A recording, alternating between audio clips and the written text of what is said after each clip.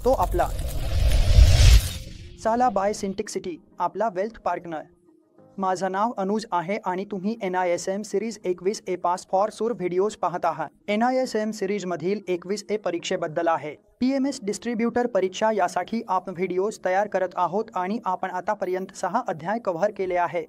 NISM series 21A चे पहिले 6 basic अध्याय, मी त्यांना बेसिक म्हणतोय कारण ही PMS डिस्ट्रीब्युटर परीक्षा आहे आणि यात 7व्या अध्यायापासून पुढे सुरू होतन्य, म्हणजेच PMS ची व्याख्या ही 7व्या अध्यायापासून सुरू होते।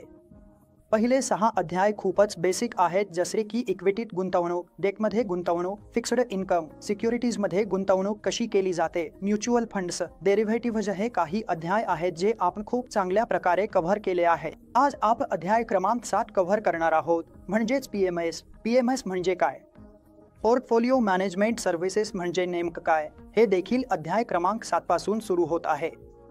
अध्याय क्रमांक 7 हा भारतातील पोर्टफोलिओ मॅनेजर्सची भूमिका यावर आहे। आता या टेबलच्या माध्यमातून आपण समजून घेऊया की या अध्यायात आपण काय काय शिकणार आहोत। म्हणूनच अध्याय क्रमांक 7 पोर्टफोलिओ मॅनेजर्सची भूमिका हा वाचल्यानंतर वाचकांनी वेगवेगळ्या प्रकारच्या पोर्टफोलिओ मॅनेजमेंट सर्व्हिसेस, भारतातील PMSचे संघटनात्मक रचना, पोर्टफोलिओ मॅनेजरसाठी आवश्यक नोंदणी प्रक्रिया, पोर्टफोलिओ मॅनेजरच्या जबाबदाऱ्या, पोर्टफोलिओ मॅनेजरचे प्रशासन आणि पोर्टफोलिओ मॅनेजरसाठी काय करावे आणि काय करू नये हे समजले पाहिजे।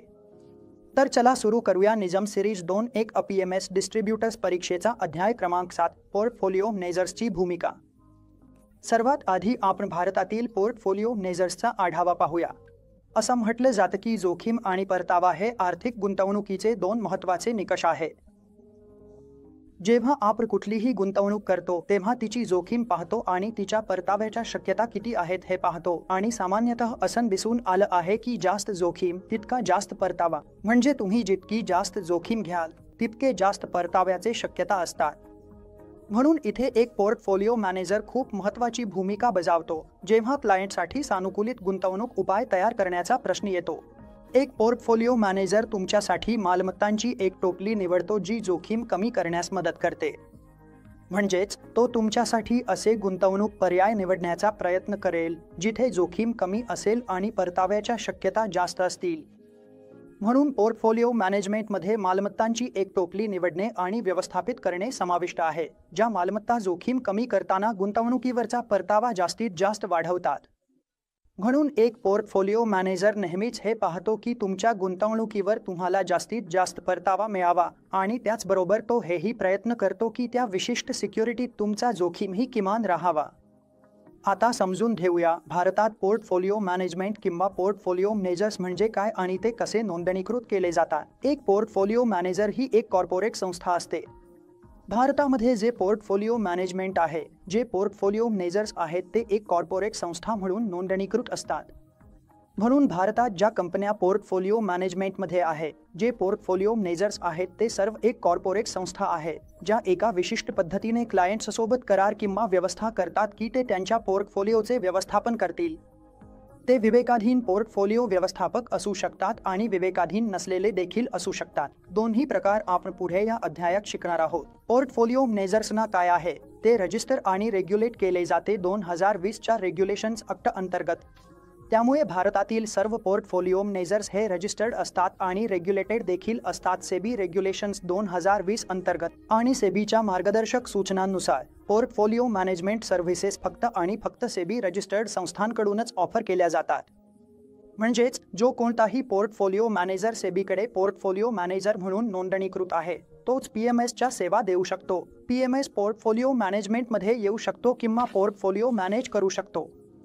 याच्या व्यतिरिक्त भारतात कोणताही मॅनेजर, कोणताही पोर्टफोलिओ मॅनेजर, कोणताही ब्रोकर, कंपनी, व्यक्ती किंवा व्यक्ती RIA कोणीही PMS सेवा देऊ शकत नाही जोपर्यंत ते सेबीकडे पोर्टफोलिओ मॅनेजर म्हणून नोंदणीकृत नाहीत। आणि बघा, जानेवारी 1993 मध्ये काय घडलं। हीच ती वेळ होती जेव्हा पोर्टफोलिओ मॅनेजमेंट सर्व्हिसेसची सुरुवात झाली, जेव्हा सेबीने म्हणजे securities and exchange board of इंडियाने 1993 मध्ये पोर्टफोलिओ मॅनेजर्स रेग्युलेशन ॲक्ट आणला। म्हणून हे काही असे रेग्युलेशन्स होते जे रेग्युलेटरने त्या विशिष्ट काळात मंजूर केले होते। बघा, आता आपण समजून घेऊया की पोर्टफोलिओ व्यवस्थापन सेवांची गरज का आहे आणि विशेषतः भारतासारख्या अर्थव्यवस्थेत आज पोर्टफोलिओ व्यवस्थापन सेवांना इतके महत्त्व का दिले जात आहे, त्यांची इतकी मोठी गरज का आहे, पोर्टफोलिओ व्यवस्थापकांची गरज का आहे, सेबीकडे नोंदणीकृत असलेल्या पोर्टफोलिओ मॅनेजर्सची गरज का आहे. चला या टेबलच्या माध्यमातून समजून घेऊया. तर एशिया पॅसिफिक वेल्थ रिपोर्ट 2017 नुसार एशिया पॅसिफिक प्रदेश हा सर्वाधिक नेट वर्थ असलेल्या व्यक्तींचा प्रदेश म्हणून ओळखला जातो. तर एशिया पॅसिफिक हा जो प्रदेश आहे इथे खूप उच्च म्हणजेच सर्वाधिक नेट वर्थ असलेले HNIज हाय नेट वर्थ इंडिव्हिज्युअल्स राहतात आणि त्यांना गुंतवणुकीच्या गरजा असतात ज्या पूर्ण करण्यासाठी आपल्याला पोर्टफोलिओ मॅनेजर्सची आवश्यकता असते. आणि जसे की आपण पाहतो, भारत हा एशिया पॅसिफिक प्रदेशातील 4थ्या क्रमांकाची सर्वात मोठी HNI लोकसंख्या असलेला देश आहे. म्हणून जर आपण एशिया पॅसिफिक प्रदेशाबद्दल बोललो तर भारतात HNIची 4थ्या क्रमांकाची सर्वात मोठी लोकसंख्या आहे. म्हणून इथे गुंतवणुकीसाठी खूप मोठा वाव आहे आणि प्रत्येकजण गुंतवणूक करत आहे. आणि अहवालानुसार भारतातील HNI लोकसंख्या आणि संपत्ती अनुक्रमे 9.6 आणि 10% वाढली आहे 2015 आणि 2016 दरम्यान. म्हणून ही एक खूपच चांगली वाढ आहे. याचप्रमाणे ही वाढ जर तुम्ही एकूण संख्येच्या दृष्टीने पाहिली तर 5 वर्षांत ती 46,000 वरून 1,49,000 पर्यंत म्हणजेच 3 पट झाली आहे. मार्चच्या अखेरीस 2015 पासून 2019 पर्यंत या 4 वर्षांत खूपच जबरदस्त वाढ पाहायला मिळाली आहे या लोकसंख्येत आणि ही वाढ अजूनही सुरूच आहे. आणि हेही पाहिले गेले आहे की जे ॲसेट्स अंडर मॅनेजमेंट होते म्हणजेच PMSचं त्यातही खूपच चांगली वाढ झाली आहे. या टेबलमधूनही तुम्ही पाहू शकता पोर्टफोलिओ मॅनेजर्सद्वारे व्यवस्थापित केलेली मालमत्ता म्हणजेच कोटींमध्ये. म्हणून डाव्या बाजूला तुम्ही पाहिलं तर क्लायंट्सची संख्या आहे. 2009 पासून 2018-2021 पर्यंतचा डेटा आहे. कशा प्रकारे तुम्ही पाहू शकता एकूण discretionary plus non discretionary advisory. एकूण 2009 ते 10 मध्ये फक्त 64,000 इतकेच इन्व्हेस्टर्स होते जे आज वाढून 1,87,000 झाले आहे. म्हणजेच कशा प्रकारे इन्व्हेस्टर्सची संख्या दुप्पट झाली आहे. आणि जर आपण इथे टोटल AUM बद्दल बोललो तर कशा प्रकारे हे हजारो कोटींमध्ये आहे. हे AUM कोटींमध्ये आहे.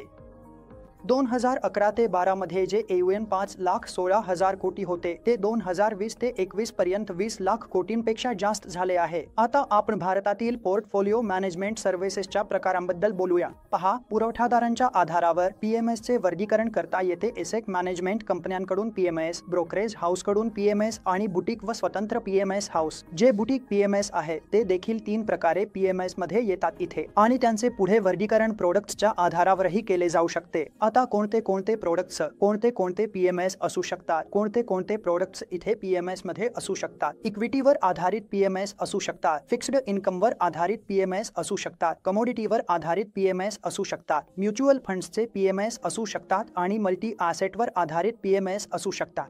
आता आपण डिस्क्रिशनरी सर्व्हिसेस बद्दल बोलूया की डिस्क्रिशनरी पोर्टफोलिओ मॅनेजर म्हणजे नेमका कोण असतो. चला समजून घेऊया. पहा, ACBI पोर्टफोलिओ मॅनेजर्स रेग्युलेशन 2020 नुसार डिस्क्रिशनरी पोर्टफोलिओ मॅनेजर म्हणजे असा माणूस जो पोर्टफोलिओ मॅनेजमेंटशी संबंधित कराराअंतर्गत काम करतो आणि तो गुंतवणुकीच्या निधीचे व्यवस्थापन किंवा क्लायंटच्या पोर्टफोलिओ सिक्युरिटीजचे व्यवस्थापन करताना कोणत्याही प्रमाणात डिस्क्रिशन स्वतंत्र निर्णय घेऊ शकतो. म्हणून संपूर्ण निर्णय क्षमता फंड मॅनेजरकडेच असते की त्याने काय खरेदी करायचे, काय विकायचे, किती व्यवहार करायचे. कोणत्याही क्षणी तो खरेदी करू शकतो, बाहेर पडू शकतो किंवा रिडीम करू शकतो. इन्व्हेस्टमेंट्स मॅनेजमेंट, पोर्टफोलिओ, सिक्युरिटीज यासारख्या सर्व निर्णयांची जबाबदारी फंड मॅनेजरवरच असते. पूर्णपणे फंड मॅनेजरच्या निर्णयावर अवलंबून असते की तो पोर्टफोलिओमध्ये नेमके काय करायचे आहे. म्हणून यांना डिस्क्रिप्शनरी सर्व्हिसेस म्हणतात. डिस्क्रिप्शनरी पोर्टफोलिओ मॅनेजर्स म्हणजेच दुसऱ्या शब्दांत डिस्क्रिप्शनरी पोर्टफोलिओ मॅनेजर्स हे स्वतंत्रपणे आणि स्वतंत्र निर्णय घेऊन त्या विशिष्ट गुंतवणूकदाराचा फंड व्यवस्थापित करतात. म्हणून तो फक्त आणि फक्त एकाच प्रकारे वैयक्तिक आणि स्वतंत्रपणेच काम करत आहे. म्हणून हा जो गुंतवणूकदार आहे तो पोर्टफोलिओ मॅनेजरला सांगू शकत नाही की तुम्ही असं का केलं. संपूर्णपणे पोर्टफोलिओ मॅनेजरच्या निर्णयावर अवलंबून असतं. आता आपण नॉन डिस्क्रिप्शनरी सेवा, नॉन डिस्क्रिप्शनरी पोर्टफोलिओ मॅनेजमेंट बद्दल बोलूया. पहा, गैरविवेकी पोर्टफोलिओ व्यवस्थापक क्लायंटच्या निर्देशांनुसार निधीचे व्यवस्थापन करतात. म्हणून क्लायंटच्या सूचनांनुसारच हे पोर्टफोलिओ चालवले जातात. म्हणून पोर्टफोलिओमध्ये जो पोर्टफोलिओ मॅनेजर आहे तो स्वतःच्या निर्णयावर काम करणार नाही, संपूर्णपणे गुंतवणूकदाराच्या निर्णयावर अवलंबून असते. गुंतवणूकदारांनी किंवा क्लायंटने दिलेल्या सूचनांचेच पालन करावं लागतं. म्हणून प्रत्येक व्यवहारासाठी पोर्टफोलिओ मॅनेजरला क्लायंटशी सल्लामसलत करावी लागते. पोर्टफोलिओ मॅनेजर आपल्या पोर्टफोलिओमध्ये कोणताही व्यवहार करत असेल, काही खरेदी करत असेल किंवा काही विक्री करत असेल, कितीही स्टॉक्स असले तरी अगदी एका व्यवहारासाठी सुद्धा त्याला गुंतवणूकदाराशी आधी सल्लामसलत करावीच लागेल. कोणताही निर्णय जसे काय खरेदी करायचे, केव्हा खरेदी करायचे, केव्हा विकायचे, हे सगळे निर्णय गुंतवणूकदाराचेच असतात. गुंतवणूकदाराने जर तुम्हाला सांगितले तरच तुम्ही हा व्यवहार त्या विशिष्ट पोर्टफोलिओमध्ये करू शकता. म्हणून यांना नॉन डिस्क्रिप्शनरी सेवा, नॉन डिस्क्रिप्शनरी पोर्टफोलिओ मॅनेजमेंट सेवा म्हणतात. तिसरा भाग देखील आहे सल्लागार सेवांचा. चला समजून घेऊया सल्लागार सेवा म्हणजे काय. पहा, सल्लागार भूमिकेत पोर्टफोलिओ मॅनेजमेंट काय करतं. पोर्टफोलिओ मॅनेजर काय करत आहे, तो फक्त गुंतवणुकीसाठी कल्पना सुचवत आहे आणि इथे तो कोणताही निर्णय स्वतः घेऊ शकत नाही. तो फक्त काय विकत घ्यावं, केव्हा विकत घ्यावं हे सुचवत आहे आणि जो निर्णय आहे तो गुंतवणूकदाराचा आहे. म्हणजे गुंतवणूकदार तो निर्णय मान्य करू शकतो किंवा नाकारूही शकतो आणि यात जी व्यवहाराची अंमलबजावणी होते ती गुंतवणूकदारच करतो. म्हणून या प्रकारच्या सेवा सामान्यतः संस्थात्मक ग्राहकांसाठी वापरल्या जातात, जे आपले पोर्टफोलिओ स्वतः व्यवस्थापित करू इच्छितात. तर ही होती सल्लागार सेवा. आता आपण भारतातील PMSचे संघटनात्मक रचना समजून घेऊया. जसं की मी तुम्हाला आधी सांगितलं, पोर्टफोलिओ मॅनेजर ही एक कॉर्पोरेट संस्था आहे जी क्लायंट्ससाठी किंवा क्लायंटच्या वतीने एक करार किंवा व्यवस्था करते किंवा क्लायंटच्या वतीने सल्ला देते की काय खरेदी करावं, केव्हा खरेदी करावं, नॉन डिस्क्रिप्शनरी पद्धतीने, आणि स्वतः खरेदी करू शकते आणि स्वतः व्यवहार करू शकते डिस्क्रिप्शनरी पोर्टफोलिओवर. म्हणून पोर्टफोलिओ सिक्युरिटीजचे व्यवस्थापन आणि प्रशासन हे क्लायंटच्या निधीवर केले जातं. बॉडी कॉर्पोरेटचा अर्थ असा आहे की ही एक कॉर्पोरेट संस्था आहे ज्याला कायदेशीर अस्तित्व आहे. म्हणूनच इथे वारंवार बॉडी कॉर्पोरेट हा शब्द वापरला जातो, कारण बॉडी कॉर्पोरेटला कायदेशीर अस्तित्व असतं.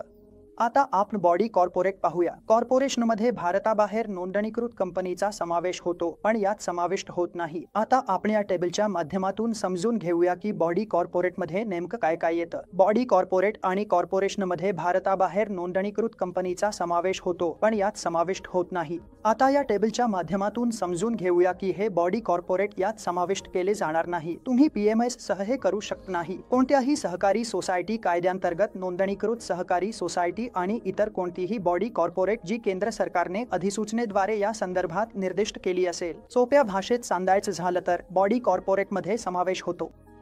आता पाहूया की कोणकोणत्या बॉडी कॉर्पोरेट इथे समाविष्ट होऊ शकतात. Private company, public company, one person company, small company, limited company, partnership किंवा फॉरेन कंपनी देखील भारतात पोर्टफोलिओ मॅनेजर म्हणून काम करू शकते. म्हणून बॉडी कॉर्पोरेटचे जसे सांगितले आहे, ही एक स्वतंत्र कायदेशीर अस्तित्व असलेली संस्था आहे.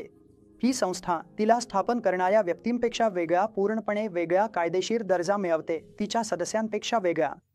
आता आपण पोर्टफोलिओ मॅनेजरच्या नोंदणीच्या आवश्यकतांबद्दल बोलूया. तर पहा, पोर्टफोलिओ मॅनेजरसाठी कायद्यानुसार तुम्हाला काही प्रमाणपत्रे आणि नोंदणी सर्वांसाठी अनिवार्य आहे. सर्वात पहिले काय आहे, अर्जदार. आणि जे परवाना तुम्हाला सेबीकडून मिळेल, तो परवाना मिळवण्यासाठी काही नियमित गरजा आहेत ज्या तुम्हाला पूर्ण कराव्या लागतात. तर चला समजून घेऊया की त्या गरजा कोणत्या आहेत. पहा, एक अर्ज फॉर्म भरून द्यावा लागतो, ज्याला फॉर्म ए म्हणतात, म्हणजेच शेड्यूल 1 मधील फॉर्म ए. हा फॉर्म ए म्हणजेच अर्ज तुम्हाला द्यावा लागेल. आणि आता आपण जे पाहणार आहोत ते म्हणजे सेबीकडून पोर्टफोलिओ मॅनेजर सर्टिफिकेट मिळवण्यासाठी आवश्यक असलेल्या नोंदणीच्या अटी आहेत. पहिल्यांदा आपण येतो अर्जदाराच्या तपशिलांकडे, ज्यामध्ये तुमचे नाव, पॅन, पत्ता, पत्रव्यवहारासाठीचा पत्ता, मुख्य व्यवसायाचे ठिकाण काय आहे हे विचारले जाते. तर या सगळ्या गोष्टींमध्ये शाखेचा कार्यालयाचा पत्ता, संपर्क व्यक्तीचे नाव हे सर्व विचारले जाते. मग संस्थेची रचना काय आहे, म्हणजेच नोंदणीसाठी अर्ज करणाऱ्या संस्थेचे उद्दिष्ट, मेमोरेंडम, असोसिएशनचे नियम, भागीदारी करार या सर्वांची आणि बोर्डाच्या ठरावाची प्रत तुम्हाला जोडावी लागेल. कॉर्पोरेशनची तारीख आणि ठिकाण देखील विचारले जाईल. इथे अर्जदाराचा दर्जा देखील विचारला जाईल. जे व्यवस्थापनातील व्यक्ती आहे, सर्व प्रमोटर्सची सविस्तर माहिती दिली जाईल. मुख्य अधिकाऱ्याची तपशीलवार माहिती देखील द्यावी लागेल.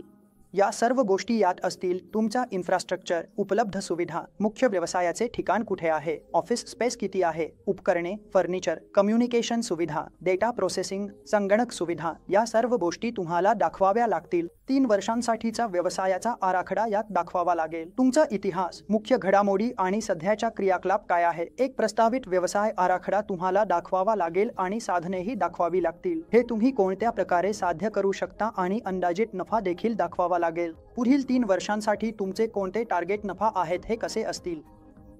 तुम्ही व्यवसाय कसा चालवू इच्छिता म्हणून ही सर्व माहिती तुम्हाला द्यावी लागेल.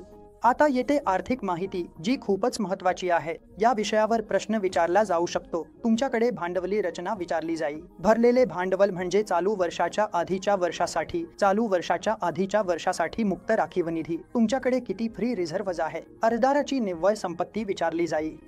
संसाधनांचे वितरण, तुमचे मुख्य उत्पन्नाचे स्रोत कोणते आहेत. तुमचा निव्वळ नफा पूर्वी किती होता. मुख्य बँकांची माहिती आणि लेखापरीक्षकांची माहिती सुद्धा सेबी मागतो. आणि इतर कोणतीही माहितीमध्ये जर तुमच्यावर काही वाद झाले असतील तर मागील 3 वर्षांतील सर्व निकाली काढलेले व प्रलंबित वादांची माहिती येथे द्यावी लागेल. म्हणून गेल्या 3 वर्षांत तुमच्यावर कोणतेही आर्थिक गुन्हे झाले असतील तर तेही तुम्हाला येथे दाखवावे लागतील. आणि कंपनीने दिलेल्या सेवांच्या स्वरूपाशी संबंधित कोणतीही माहिती महत्त्वाची असेल तर ती माहिती तुम्ही लपवू शकत नाही. PMS लायसन्सच्या बाबतीत सेबी भारतात PMS लायसन्स देताना खूपच कडक आहे. भारतामध्ये सुमारे 400 PMS हाऊसेस आहेत ज्यांच्याकडे हा लायसन्स आहे आणि सेबी प्रत्येक निकषावर काटेकोरपणे तपासणी करूनच हा लायसन्स जारी करते. म्हणून पहा हे शेड्यूल किती मोठं आहे. फॉर्म ए मध्ये तुम्हाला प्रत्येक एक तपशील पूर्णपणे द्यावा लागतो. नफा तोट्यापासून ते बिझनेस प्लॅनपर्यंत समजा कुणी काही आर्थिक गुन्हा केला आहे का हेही तपासले जातं. एक पोर्टफोलिओ मॅनेजर जो अर्ज करत आहे. म्हणून सर्व निकषांवर तपासणी केल्यानंतरच सेबीकडून तुम्हाला पोर्टफोलिओ मॅनेजमेंट सर्व्हिसेसचा लायसन्स दिला जातो. आता या गोष्टी सेबीने लायसन्स देण्यासाठी मागितल्या आहे. आता पाहावं लागेल पुढे येणाऱ्या गोष्टी आपण समजून घेऊ. म्हणून नोंदणी प्रमाणपत्र देण्यापूर्वी नियामक अर्जदार एक कॉर्पोरेट संस्था आहे याची खात्री करेल. सर्वात आधी तो पाहिल की अर्जदार बॉडी कॉर्पोरेट आहे का नाही. अर्जदाराकडे आवश्यक पायाभूत सुविधा आहे. त्याच्याकडे आवश्यक पायाभूत सुविधा आहेत की नाहीत. ऑफिस स्पेस, उपकरणे आणि पोर्टफोलिओ मॅनेजमेंट सर्व्हिसेससाठी लागणारी संपूर्ण योग्य मनुष्यबळ व्यवस्था योग्य आहे का हे पाहिले जाईल. अर्जदाराने कंप्लायन्स ऑफिसर नेमला आहे का नाही. तसेच त्याच्याकडे एक प्रिन्सिपल ऑफिसरही असावा लागतो. म्हणून प्रिन्सिपल ऑफिसरकडे काही व्यावसायिक पात्रता असावी लागते, विशेषतः वित्त क्षेत्रातील. त्यांच्याकडे योग्य ती सर्व पात्रता असावी लागते जी या संदर्भात सांगितली आहे आणि संबंधित निजमचे प्रमाणपत्रे असणे आवश्यक आहे. प्रिन्सिपल ऑफिसर आणि कंप्लायन्स ऑफिसर व्यतिरिक्त किमान एक व्यक्ती असावी लागते. विद्यापीठ संस्थेतून पदवी याशिवाय आणखी एक व्यक्ती असावी लागते ज्याच्याकडे कोणत्याही केंद्रीय सरकार मान्यताप्राप्त संस्थेतून पदवीची डिग्री असावी आणि किमान 2 वर्षांचा अनुभव असावा जो PMS संबंधित सेवा जसे की portfolio manager, stock broker, investment adviser किंवा फंड मॅनेजर म्हणून संबंधित क्षेत्रात असावा. कोणतीही शिस्तभंगाची कारवाई जर सेबीने थेट किंवा अप्रत्यक्षपणे केली असेल तर सेबी तीही पाहतो आणि अर्जदाराने 5 कोटी रुपयांची निव्वळ संपत्तीची अट पूर्ण केलेली असावी लागते. म्हणून सेबी हे निकष पूर्ण झाले आहेत का हे PMSचा परवाना देण्यापूर्वी खात्री करतो. आता आपण पोर्टफोलिओ मॅनेजरच्या सामान्य जबाबदाऱ्यांबद्दल चर्चा करूया. पोर्टफोलिओ मॅनेजरच्या कोणत्या जबाबदाऱ्या असू शकतात तर चला समजून घेऊया की कोणत्या जबाबदाऱ्या सांगितल्या आहेत. Discretionary portfolio manager. डिस्क्रिशनरी म्हणजे आपण आधी सांगितलं होतं जिथे पोर्टफोलिओ मॅनेजरकडे निर्णय घेण्याचा अधिकार असतो. काय खरेदी करायचं, केव्हा खरेदी करायचं, कोणताही व्यवहार करण्याचा संपूर्ण अधिकार इथे पोर्टफोलिओ मॅनेजरकडे असतो. म्हणून ही त्याच्याबद्दलची गोष्ट आहे. म्हणून डिस्क्रिशनरी पोर्टफोलिओ मॅनेजर हा क्लायंटच्या गरजेनुसार स्वतंत्रपणे आणि स्वतंत्र निर्णय घेऊन क्लायंटचे फंड्स व्यवस्थापित करतो. म्हणजे असं नाही की क्लायंटच्या गरजां पाहता पोर्टफोलिओ मॅनेजर त्यांचे फंड्स व्यवस्थापित करतो. क्लायंटची जी काही गरज आहे त्यानुसारच पोर्टफोलिओ मॅनेजर काम करेल. डिस्क्रिशनरी मॅनेजरलाही हे असंच करायला हवं आणि जसं नॉन डिस्क्रिशनरी पोर्टफोलिओ मॅनेजर क्लायंटच्या सूचनांनुसार फंड्स व्यवस्थापित करतो. म्हणून नॉन डिस्क्रिशनरी पोर्टफोलिओ मॅनेजर काय करेल तो फंड्स क्लायंटच्या सूचनांनुसार व्यवस्थापित करेल त्यामुळे ही जबाबदारी अगदी स्पष्टपणे पोर्टफोलिओ मॅनेजरच्या हातात येते. म्हणून हा प्रश्नही विचारला जाऊ शकतो की ही जबाबदारी पोर्टफोलिओ मॅनेजरची आहे का, डिस्क्रिशनरी की नॉन डिस्क्रिशनरी? तो कसा काम करेल? कोणत्याही वेळी पोर्टफोलिओ मॅनेजर 50 लाख रुपयांपेक्षा कमी रक्कम स्वीकारणार नाही. पोर्टफोलिओ मॅनेजमेंट सर्व्हिसेसमध्ये किमान गुंतवणूक रक्कम 50 लाख रुपये आहे. त्यामुळे 50 लाखांपेक्षा कमी रकमेचा चेक पोर्टफोलिओ मॅनेजर कोणत्याही वेळी स्वीकारणार नाही. म्हणून पोर्टफोलिओ मॅनेजरने क्लायंटच्या निधीबाबत फिड्युशरी क्षमतेने वागले पाहिजे. म्हणजे आर्थिक कायद्यांमध्ये जसे नियम आहेत त्याचप्रमाणे पोर्टफोलिओ मॅनेजर क्लायंटच्या निधीचा वापर करेल, त्यावर कारवाई करेल आणि त्याचे व्यवस्थापन करेल. पोर्टफोलिओ मॅनेजर क्लायंटच्या होल्डिंग्ज आणि सिक्युरिटीज वेगळ्या खात्यात ठेवेल आणि पोर्टफोलिओ मॅनेजर क्लायंटचे निधी त्या वेगळ्या खात्यात ठेवेल जे एका अनुसूचित व्यावसायिक बँकेत राखले जात आहे. पोर्टफोलिओ मॅनेजर कोणताही थेट किंवा अप्रत्यक्ष फायदा क्लायंटच्या फंडमधून घेणार नाही. पोर्टफोलिओ मॅनेजर क्लायंटच्या वतीने कोणताही फंड उधार घेणार नाही आणि पोर्टफोलिओ मॅनेजर कोणत्याही तृतीय पक्षाला सिक्युरिटीज देखील कर्ज देणार नाही. म्हणजेच कोणत्याही क्लायंटचे पैसे घेऊन ते दुसऱ्याला द्यायचे नाही. म्हणून या सर्व गोष्टी पोर्टफोलिओ मॅनेजरच्या जबाबदाऱ्या आहेत की त्यांनी हे करायचे नाही किंवा करायचे आहे. हे सगळे मुद्दे पोर्टफोलिओ मॅनेजरला अगदी नीट माहिती असायला हवेत आणि हे त्याच्या सामान्य जबाबदाऱ्यांमध्ये येतात. इन्व्हेस्टरच्या पोर्टफोलिओचे प्रशासन. पहा, पोर्टफोलिओ मॅनेजरचे हे एक प्रकारचे कर्तव्यच आहे की तो पोर्टफोलिओ व्यवस्थित सांभाळावा आणि फंड्सचे प्रशासन योग्य प्रकारे करावे. रेग्युलेटर्स जे नियम सांगतात त्या रेग्युलेटरी फ्रेमवर्कनुसारच हे करावे.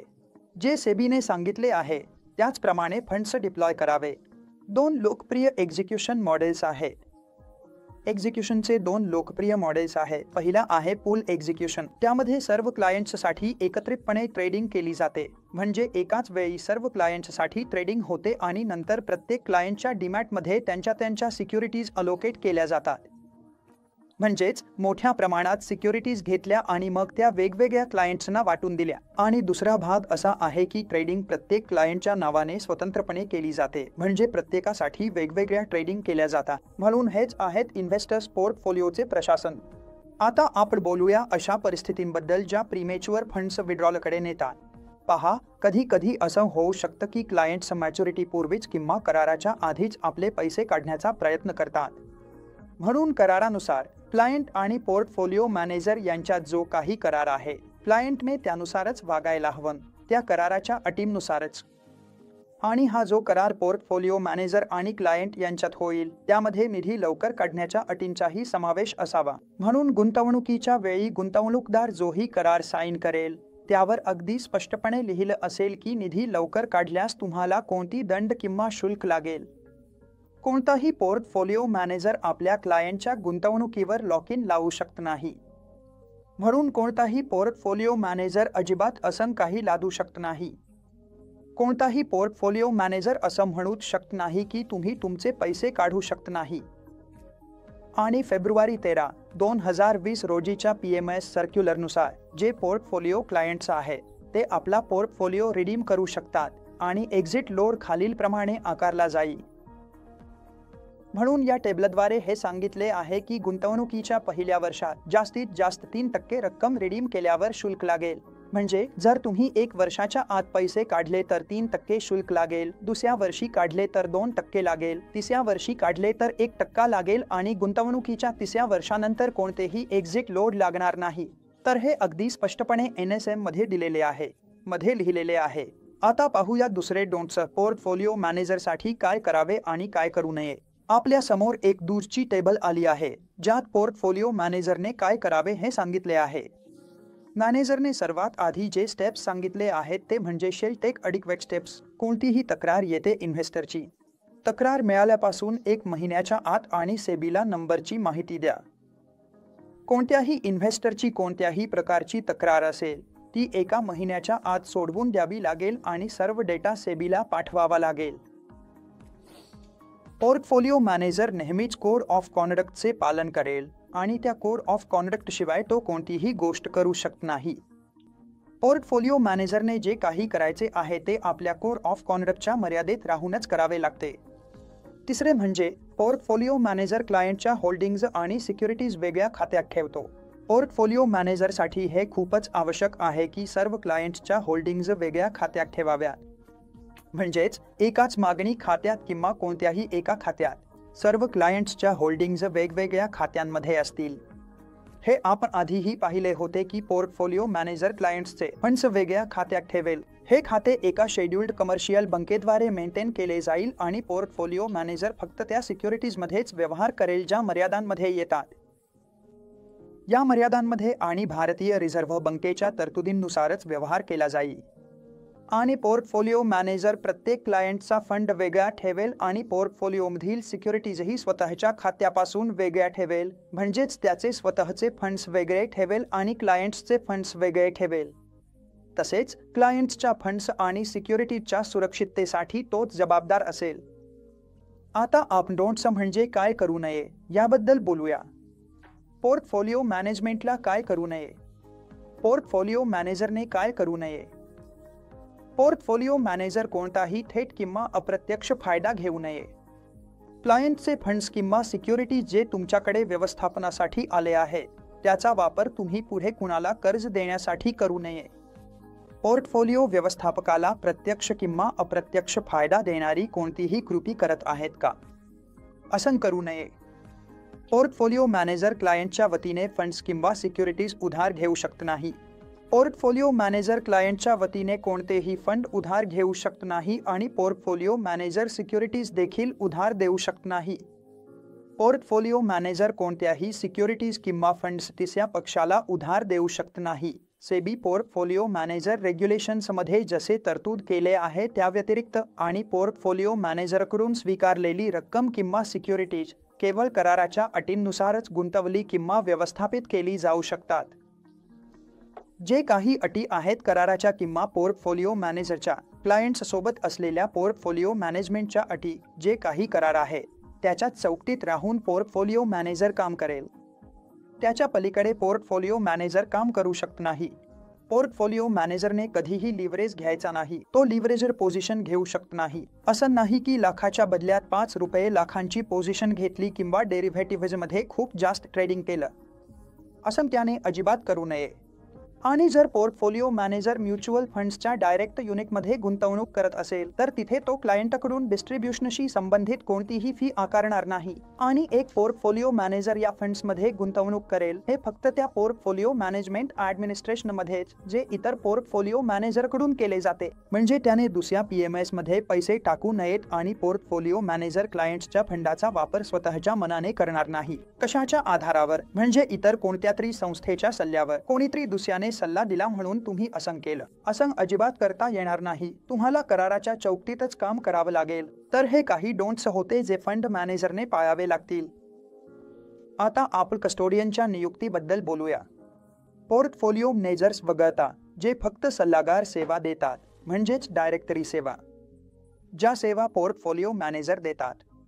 जर मी त्याला वगळले तर प्रत्येक पोर्टफोलिओ मॅनेजरने त्यांच्याकडे व्यवस्थापित आणि प्रशासित केलेल्या सिक्युरिटीजसाठी एक कस्टोडियन नियुक्त करावाच लागेल. म्हणजेच तुम्हाला एक कस्टोडियन ठेवावाच लागेल. कस्टोडियनचे तपशील जसे की नाव, पत्ता, नियुक्तीची तारीख या सर्व गोष्टी तुम्हाला दाखवाव्या लागतील. जेव्हा तुम्ही रेग्युलेटरकडून नोंदणी घेत आहात तेव्हा काही नोंदी देखील मेंटेन करून ठेवाव्या लागतात.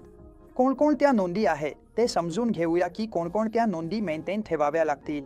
बॅलन्स शीटची प्रत त्यांना प्रत्येक अकाउंटिंग पिरियडच्या शेवटी ठेवावी लागेल. प्रॉफिट अँड लॉस अकाउंटची प्रत देखील एका अकाउंटिंग पिरियडसाठी ठेवावी लागेल. फंड मॅनेजरने ऑडिटर्स रिपोर्ट एका अकाउंटिंग पिरियडसाठी, स्टेटमेंट ऑफ फायनान्शियल पोझिशन आणि प्रत्येक गुंतवणूक व्यवहार व शिफारसीसाठी आवश्यक असलेली सर्व नोंदी ठेवाव्या लागतील. तुम्ही दिलेली कोणतीही माहिती देखील तुम्हाला नोंदीमध्ये ठेवावी लागेल. कोणतीही सिक्युरिटीज कोणत्याही वेळी या सिक्युरिटीमध्ये गुंतवणूक करण्यामागचा लॉजिक काय होता हे देखील तुम्हाला नोंदीमध्ये ठेवावे लागेल. आता आपण कंप्लायन्स ऑफिसरच्या नियुक्तीबद्दल बोलूया. कंप्लायन्स ऑफिसरची नियुक्ती करणे अनिवार्य आहे. पोर्टफोलिओ मॅनेजमेंट सर्व्हिसेससाठी कंप्लायन्स ऑफिसरची नियुक्ती करणे खूपच आवश्यक आहे. प्रत्येक पोर्टफोलिओ मॅनेजरने असा कंप्लायन्स ऑफिसर नियुक्त करावा जो कायदा, नियम, अधिसूचना आणि मार्गदर्शक तत्वांचे पालन होत आहे का हे पाहण्याची जबाबदारी घेईल. जे काही सेबी आणि केंद्र सरकार वेळोवेळी गुंतवणूकदारांसाठी कंप्लायन्स नियम किंवा नियमावली आणतात त्यांचे पालन करणे आवश्यक आहे. त्याला हे सुनिश्चित करावे लागते की हे सर्व कंप्लायन्स पाळले जात आहेत की नाही आणि कंप्लायन्स ऑफिसर त्वरित सेबीला रिपोर्ट करेल. जर कोणतेही नॉन कंप्लायन्स आढळले तर ते लगेच रिपोर्ट केले जाईल. तर हा होता संपूर्ण अध्याय. आता आपण काही नमुना प्रश्न पाहूया. चला या अध्यायातील प्रश्न पाहूया. खालीलपैकी कोणते भारतातील पोर्टफोलिओ मॅनेजमेंट सर्व्हिसेसचे नियमन करते?